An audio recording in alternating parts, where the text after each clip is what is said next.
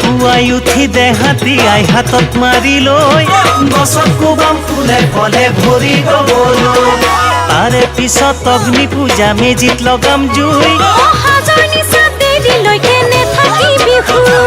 লাৰু পিঠা চিৰা দৈ একেলগে খাবলৈ ভোগালীৰ ভোগেয়া